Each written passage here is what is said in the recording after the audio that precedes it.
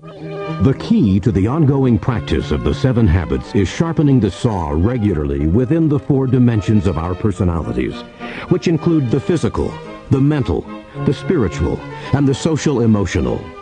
Stephen begins this side by explaining why Habit 7, entitled Sharpen the Saw, is essential to combat the inevitable effects of complacency and stagnation.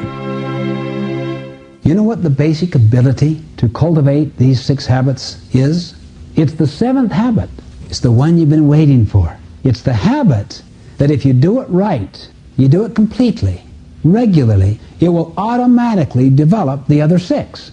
It's the maintenance habit. It's the habit of personal PC. Just envision in your mind coming across someone who's sawing down a tree, really going at it vigorously. And you come up and you say, "What have you been doing? Can't you see I'm sawing?" "I know, but how long?" "Oh, I don't know. I've been at this for hours." "I'll bet you're tired." "Oh, you can't believe." "Well, why don't you sharpen the saw?" Too busy sawing, dum-dum. That's the 7th habit. Take time to sharpen the saw. Sharpen the saw regularly. You ever been too busy driving to take time to get gas?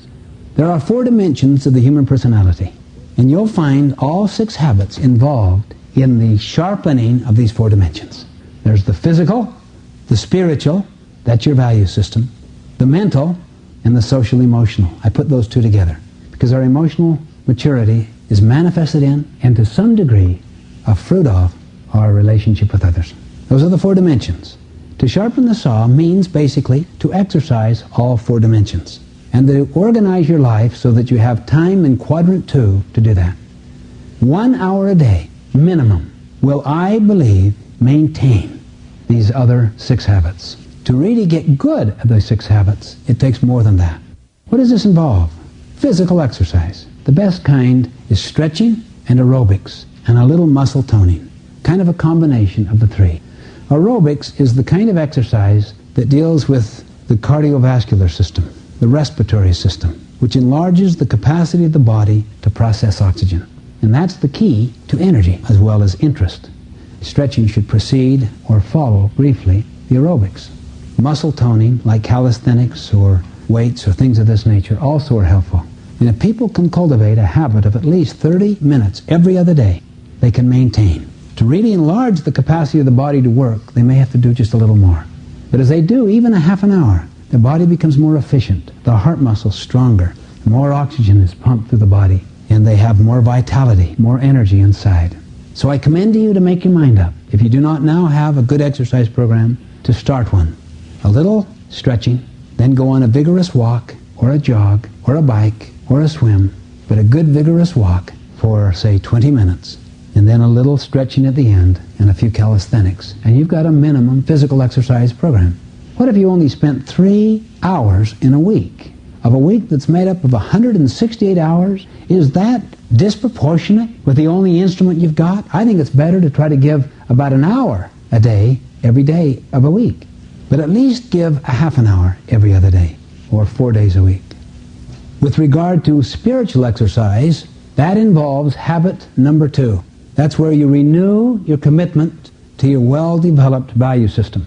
You do it in a way that is congruent with your own philosophy. It's done differently. Some people read important literature, even sacred literature. Other people meditate, pray, think deeply about key fundamental issues. This kind of, we could call spiritual activity, is providing leadership, habit 2. Then the mental planning and doing in staying with that leadership is habit 3. So you visualize and plan your roles and goals for that week and then review it for each day to make sure that your life is in harmony with your mission and your overall long-term roles and goals. That's the mental habit, the mental creation, habit 2 and 3. The spiritual creation is habit 2. The mental creation is part of habit 2 because you're still planning and thinking, but it's also having the mental toughness to stay with it in habit 3 when perhaps there are distractions and temptations that would lead you to capitulate and to give in to lesser important items of low priority. The social emotional sharpening the saw embrace habits 4, 5, and 6. So that you say to yourself, I'm going to approach this relationship with a win-win attitude. I'm going to seek first to understand. Then I also want to be understood. But I will not seek to be understood until the other feels like I understand. And then I'm going to get into creative problem solving with that person. Synergize to see if we can come up with better solutions than what originally we proposed to each other. Come up with a better psychological agreement. Those are the 4 basic dimensions of the human personality that basically express and develop all of the other habits. If it's well done in a balanced and regular way, it will do exactly that. We had a child one time that we were very concerned about. It seemed that this child was kind of incapable in many directions, social, athletic, academic. And I was teaching at that time this material on perception and communication, how our head creates our world. And I said to my wife, Sandra, isn't it possible that this child is greatly a function of our picture, our image? Isn't it possible that our paradigm is producing the behavior? We explored deeply this whole issue, particularly by sharpening the saw through this spiritual and mental creation process. It took time. We had to explore our own motives. It's easy to get social mileage out of your kid's good behavior. We had to see how much we really had intrinsic sense of respect and love for this child. Slowly, almost imperceptibly, we gained a deeper understanding and awareness and insight into this child and acted accordingly.